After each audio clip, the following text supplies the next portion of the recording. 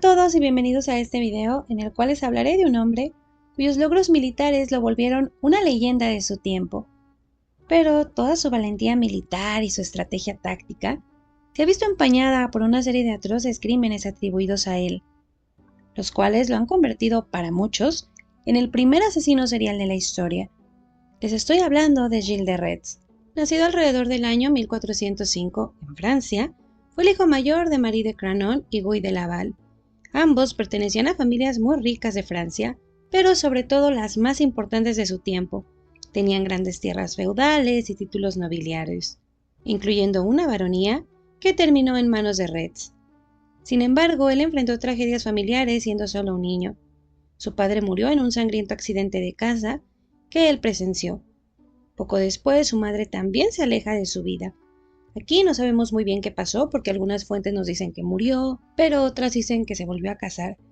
No sabemos, pero el punto es que a Retz, junto con su hermano menor, los enviaron para ser educados por su abuelo materno, Jean de Cron, quien por cierto era muy rico, pero que al quedarse con la custodia de sus nietos, rompió la ley porque el padre de Retz había dispuesto que otro familiar debía encargarse de sus hijos. Sin embargo, pues al final Jean se quedó con los niños y de inmediato se encargó de educarlos de forma muy completa, proporcionándoles tutores de escritura, lectura, historia, arte y música. Pero a nivel personal la crianza se describe como deplorable, especialmente la de Retz, a quien se le permitía hacer absolutamente todo lo que quisiera sin ninguna disciplina. También se describe que el abuelo de los niños era bastante violento y que no tenía escrúpulos. Pasó el tiempo y cuando Retz cumplió los 14 años, su abuelo intentó varios arreglos matrimoniales para él con otras grandes familias francesas, aunque esos arreglos siempre se vieron frustrados, inicialmente porque Retz era muy joven y después porque algunas familias se oponían, hasta que finalmente Retz se comprometió con su prima Catalina de Troyes. Pero ese compromiso tampoco fue sencillo. El padre de Catalina se opuso y además la dispensa que ellos necesitaban para casarse, porque eran primos, pues no se concedió tan rápido, lo que es normal porque este permiso del Papa que ellos necesitaban era caro, lento y muy complicado. Así que el matrimonio entre ellos realmente se veía como algo muy distante. Sin embargo, decidido, Retz secuestró a Catalina y se casó con ella en secreto. Esto no era tan inusual en la Edad Media, pero sí era bastante controversial y era ilegal. Por eso, poco después, la unión de los jóvenes fue anulada y declarada incestuosa por la Iglesia. Pero como entonces todo se podía comprar, solo unos meses después las cosas cambiaron. Primero porque falleció el padre de Catalina y ya se pudo llegar a un acuerdo entre familias. Después porque la pareja logró comprar el permiso papal. Así que el 26 de junio de 1422 se celebró una boda pública y legal. La pareja tuvo una sola hija llamada María, que eventualmente heredó los títulos de su padre, especialmente el de baronesa. Ahora, obviamente no sabemos los sentimientos o los pensamientos de la pareja respecto al matrimonio, especialmente los de Catalina, pero este matrimonio no tenía una intención romántica. Retz tenía mucho que ganar en cuanto al poder territorial y los títulos, lo que sin embargo le trajo un lío tremendo. Les voy a contar muy rápido. Parte muy importante de la dote de Catalina, es decir, lo que Retz recibiría de ella, eran una serie de castillos. Pero, como usualmente pasaba, esos no se los dieron de inmediato, sino que se los darían con el tiempo. En este caso, la suegra de Retz, la madre de Catalina, llamada Beatriz, retuvo el control de esos castillos. Hasta ahí todo iba bien, todo era normal. Se esperaba que eventualmente estos castillos le fueran entregados a Retz, pero eso no pasó, porque Beatriz se casó con el escudero de su esposo, y por si ustedes no lo saben, les aclaro rápido, que en esa época estar casada te daba mucho más protección como mujer, y le daba a tu esposo la oportunidad de pelear por cosas como tu herencia y esas cosas. Y aunque estos castillos pertenecían al fallecido esposo de Beatriz, al papá de Catalina, pues Beatriz pronto dejó claro que no tenía intención de entregárselos a Retz. Ante lo cual, Retz y su abuelo enfurecieron y decidieron secuestrar a Beatriz. Que aquí se pueden dar cuenta que el secuestro era lo de Retz, pero bueno, sigamos con la historia. No nada más secuestró a Beatriz, sino que también la amenazaron con meterla en una bolsa y lanzarla a un río si es que no le cedía los castillos. De inmediato, otros familiares de Beatriz intervinieron y el asunto llegó hasta el Parlamento de París. Pero aún así Retz se negó a negociar y a todos los que se acercaban a él con el plan de intentar mediar las cosas, pues también los secuestró. y al final, luego de que se pagara un enorme rescate, aceptó liberar a todos los prisioneros. Pero uno de los que iban a ser liberados terminó muriendo en prisión y el pleito legal se hizo más grande y siguió por años. Finalmente se llegó a un acuerdo para dividir las propiedades, pero ni Retz ni su abuelo estuvieron de acuerdo y no obedecieron este acuerdo. Más bien siguieron secuestrando gente, asaltando, sobornando y así. Y al final el resultado es que Retz se quedó con los castillos. No hizo caso a las citaciones que le hizo el parlamento y siguió con su vida. Por cierto, no sabemos qué pensó Catalina del secuestro a su madre, de las amenazas y de todo lo que pasó. Tampoco sabemos cómo le fue al matrimonio a nivel sentimental, pero lo que sí está claro es que Catalina no fue una figura muy pública, y ella no aparece junto a su marido constantemente, lo que ha llevado a que los historiadores piensen que o ella murió muy joven o realmente llevaron vidas completamente separadas, lo que era común en la época. Pero sigamos con la historia de Retz. Con métodos nada honestos, pero normales para la Edad Media, él se convirtió en uno de los señores más importantes de Francia, con propiedades en Bretaña, Anjou, Poitou, Maine y Angoumois. Sin embargo, además físicamente también pasaba un muy buen momento. Era descrito como un hombre que resaltaba, que era robusto, un poco nervioso, pero de mucha elegancia. También se describe que tiene un marcado gusto por las armas, lo que naturalmente le empuja hacia la carrera militar. Comenzó a destacar durante un pleito por el control del gobierno de Bretaña, después del cual Retz no solo obtuvo ganancias económicas, sino que también fue reconocido como un joven militar con mucho potencial. Sin embargo, la situación general de Francia no era muy buena. Justo estaban perdiendo la guerra de los 100 años contra Inglaterra. Como noble rico y muy importante, Retz acude periódicamente a la corte del rey Carlos VII, que básicamente estaba empobrecido, desprovisto de autoridad y prestigio, pues Inglaterra, bajo la mano del rey Enrique V, saqueaba sus tierras y había conquistado gran parte de su territorio. Por todo eso, Francia estaba atravesando su peor momento cuando justamente hace su aparición Juana de Arco. Para quienes no lo sepan, les resumo rápido. A inicios del año 1429, el futuro rey Carlos VII de Francia tenía un montón de problemas: castillos tomados, ciudades secuestradas, nobles traidores, fama malísima. Bueno, la cosa estaba tan mal que ni siquiera podía llegar a su coronación. Entonces aparece Juana, de 17 años, una joven plebeya que logra llegar a él. Lo impresiona con un discurso en el cual le revela que él ganará y que ella lo ayudará, contándole que tiene dones de origen divino. De inmediato se corre el rumor de que ella es una virgen enviada por Dios, quien le da visiones para ayudar a Francia a librarse de los malvados ingleses. Carlos VII queda tan impresionado que ordena que sacerdotes, médicos, diplomáticos y filósofos evalúen a Juana. Todos llegan a la misma conclusión de que ella es una buena católica y no ven nada malo en ella. Así que Carlos VII, sin mucho que perder, decide confiar en ella. No del todo, pero sí la manda a Orleans, que es una ciudad sitiada por los ingleses, esperando que ella inspire a sus tropas y logren vencer. Pero como les digo, Carlos no confiaba del todo en ella, y aquí es donde entra Retz, que siendo un noble rico, joven, importante, buen militar, pues tenía buena relación con Carlos VII, quien decidió enviarlo para que vigilara y cuidara de Juana de Arco. Esto porque aunque Retz era un buen militar y aparentemente era de confianza, pues tampoco era el estratega que Francia había esperado y no se necesitaba, ¿no?, en otros frentes, así que lo podían poner como niñera para que cuidara a Juana. Retz siguió las órdenes y comenzó a seguir a Juana a todos lados. Rápidamente, Juana no solo probó que tenía una habilidad impresionante para levantar el ánimo de las tropas, sino que además parecía un amuleto de la buena suerte, así que para muchos fue vista como una heroína. En cada uno de los éxitos, Retz estaba siempre junto a ella, aunque no desarrollaron una relación de amigos ni nada de eso, pero eran compañeros de ejército, y la verdad es que hicieron una muy buena dupla. Estaban juntos en las batallas más importantes, como el asedio de Orleans, en la coronación del rey, bajo los muros de París.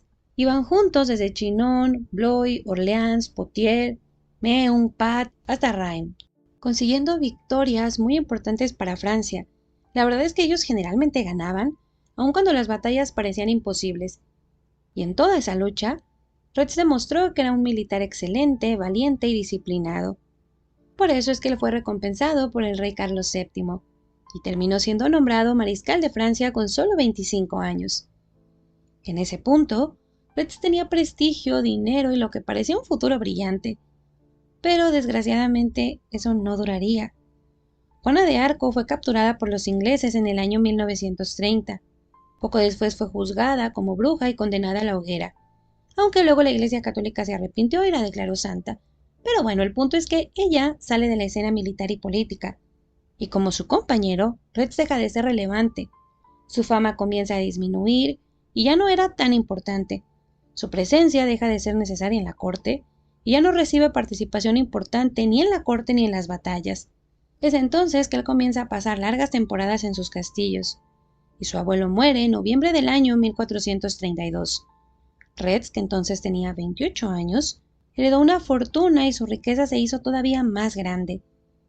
Pero ni toda la fortuna habría alcanzado para Retz, quien decidió gastar todo el dinero que podía en ropa cara, joyas únicas, buenos vinos y remodelaciones costosas. Todo esto con el fin de que él pudiera distinguirse y tener la imagen de ser el noble más importante y rico de Francia. Pero ese reconocimiento no llegó como él esperaba y prefirió retirarse a otras tierras cerca de Nantes, donde nuevamente quiere mostrar su estatus. Para ello organiza obras de teatro que ayudan a que su fama se extienda como una leyenda.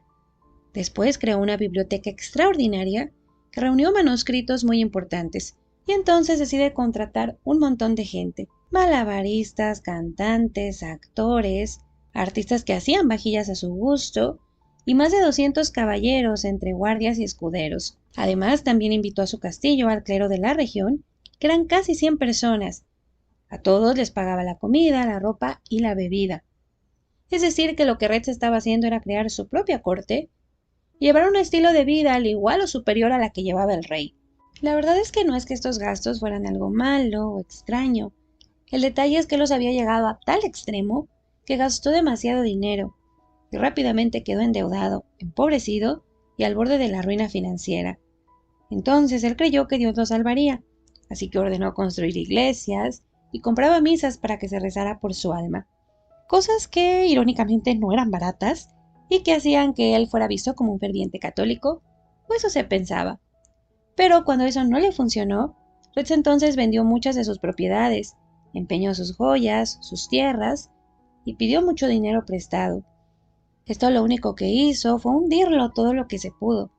Entonces la familia de Retz, principalmente su hermano, aterrado de que él estuviera perdiendo el patrimonio familiar y parte de lo que iba a ser su herencia, obviamente, pues pidió la intervención del rey Carlos VII y le prohibió a Retz seguir vendiendo sus tierras y sus castillos. Desesperado y ahogado en deudas, Retz comenzó a enfocarse en la alquimia, buscando una forma de obtener oro y otros metales preciosos. Esto, de hecho, él lo había intentado años atrás siendo muy joven, pero no había tenido buenos resultados y lo había abandonado. En esta nueva ocasión, desgraciadamente para él, el resultado no fue distinto. No ganó nada más que sumirse más en deudas. Y entonces, ya muy desesperado, comenzó a interesarse en artes obscuras como el satanismo, ritos paganos y brujería, porque pensó que así podría recuperar su prestigio y su fortuna.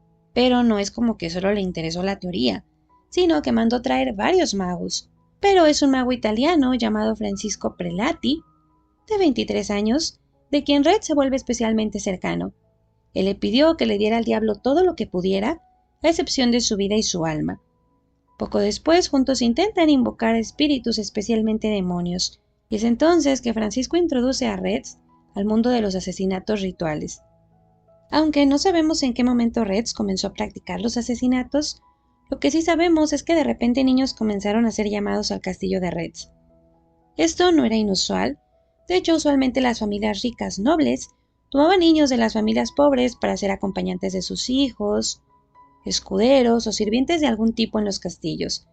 Esto para los niños era una gran oportunidad porque ellos pasaban de vivir en el campo sin comida ni abrigo a vivir en un castillo con comida y refugio asegurado.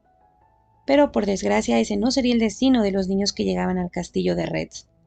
Más tarde, Retz revelaría que no recordaba la edad ni el nombre de su primera víctima, pero recordaba que era un niño, al que junto con sus magos lo degollaron, le arrancaron el corazón y los ojos, le cortaron los puños y lo presentaron al diablo como una ofrenda. Pero el diablo no respondió sus peticiones, no le dio dinero ni poder, y Retz, desesperado, comienza a traer más niños, Y así durante 8 años, del año 1432 al año 1440, sigue intentando invocar al diablo.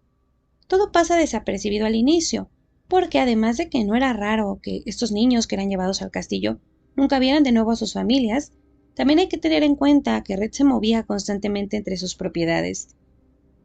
Pero con el paso del tiempo, y conforme cada vez más niños desaparecían, los habitantes de Anjou, Bretaña y Poitou comenzaron a preguntarse por qué ningún niño es visto de nuevo, y sienten pavor de que Red, en su calidad de varón, les ordene entregar a más hijos. Pero aun cuando ellos puedan protegerlos de ese destino, escondiéndolos o negándose a entregarlos, lo que no era una buena idea porque él era un noble muy importante, pero bueno, supongamos que lograban esconder a sus hijos, eso no los salvaba, porque en las aldeas cercanas, Red envía a una mujer llamada Perrine Martin para que los traiga al bosque donde por lo menos 3 soldados de Red amordazan a los niños y los secuestran. Este tipo de desapariciones toma un giro diferente porque los padres de inmediato notan la ausencia y comienzan a llorar la pérdida, pero no pueden hacer mucho más. Para empezar, ellos no pueden cuestionar a un noble tan importante como Red, y no existía la justicia para ellos. Esta era una época en la que los plebeyos básicamente no tenían derechos. Pero eso ni siquiera es lo peor.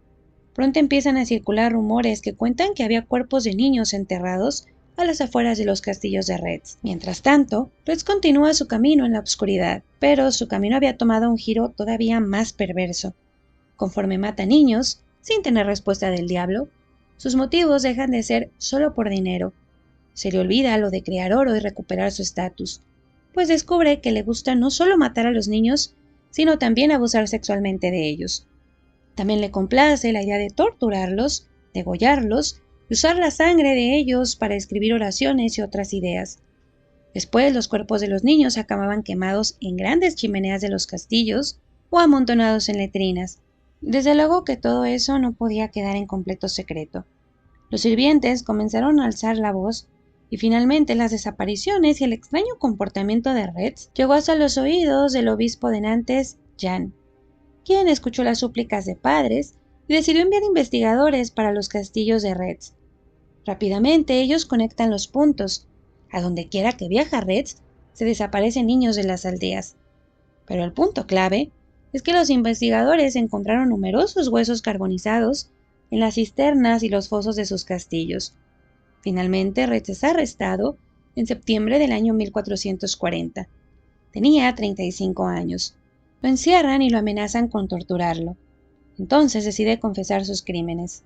Asegura que todo inició cuando a la muerte de su abuelo encontró un libro en latín que hablaba de oro y ritos satánicos. También relata la agonía que vivían los niños, esto delante de algunos padres de niños desaparecidos. Al final, se dice que él cayó de rodillas pidiéndole perdón a Dios. Aseguró desconocer el número de víctimas, pero en ese momento, a partir de padres que alzaron la voz y otros testimonios, se estimó que eran más de 100 víctimas, pero la verdad es que nunca sabremos el número exacto. El 25 de octubre de 1440, el tribunal lo excomulgó y lo condenó a la horca y a la hoguera, donde además lo acompañaron algunos de sus compañeros de crimen, como sus sirvientes y sus otros magos. Y pues esa es la historia de Retz. Cabe decir que a su muerte surgió una tradición muy curiosa, especialmente en uno de esos lugares donde desaparecieron más niños, que fue en Nantes, en la cual pues los padres de los niños, los plebeyos, azotaban a sus hijos. Se cree que para recordarles no el pecado que había cometido de Retz, y fue una tradición que sobrevivió casi 100 años. Otra curiosidad es que resulta que en el año 1889, pues todavía se estaba indagando al respecto, y un médico descubrió un calabozo donde se amontonaban huesos y cabezas de niños. Y pues nada, chicos, ese es el resumen de la historia del que para muchos es el primer asesino serial de la historia. Sus víctimas en su tiempo se estimaron que podían ser entre 100 y 200. La verdad es que es un número muy difícil de adivinar. Y también hay que decir que él no es el único personaje que ha sido condenado en la historia por actos parecidos. Bueno, hay que decir que en algún momento pues se dio esta locura por querer ver a todo el mundo como hechicero o como bruja, y en la Edad Media pues eso era algo muy muy delicado.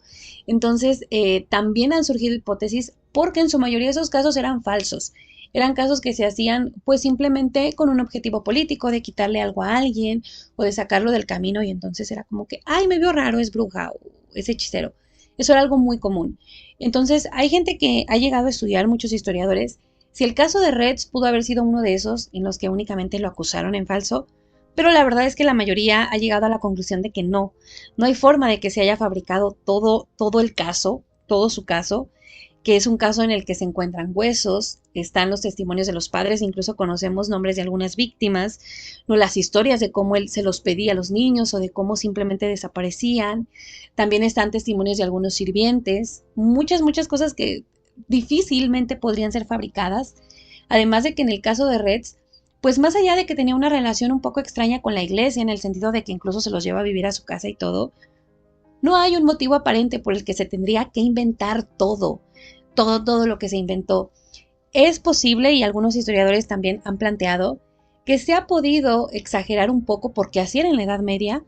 No, por ejemplo, esto de los abusos sexuales, al decir ellos que él hacía sodomía, pues puede ser que eso era algo que se asociaba mucho con la hechicería, que puede ser algo que se agregó. Nunca sabemos exactamente todo lo que él hizo, pero de que él hizo los asesinatos realmente los hizo. También hay quien ha planteado que tal vez él nada más observaba, ¿no? Cuando los magos lo hacían, pero la verdad es que 8 años es bastante tiempo como para que te des cuenta que el diablo no te va a contestar. Y pues nada, chicos, Noel, además de que pasó a la historia por haber sido el compañero inseparable de Juana de Arco, que no es que fueran amigos ni mucho menos, porque de hecho cuando a ella la queman en la hoguera y demás, aunque muchos nobles franceses hablaron al respecto, pues Retz ni siquiera se molesta en hacerlo, pero si fueron compañeros, no vivieron las victorias juntos.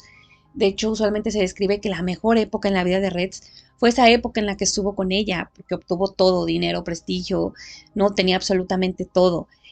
Pero bueno, pues al final vemos cómo acaban las cosas. Y pues nada, chicos y chicas, yo espero que les haya gustado el video y muchísimas gracias.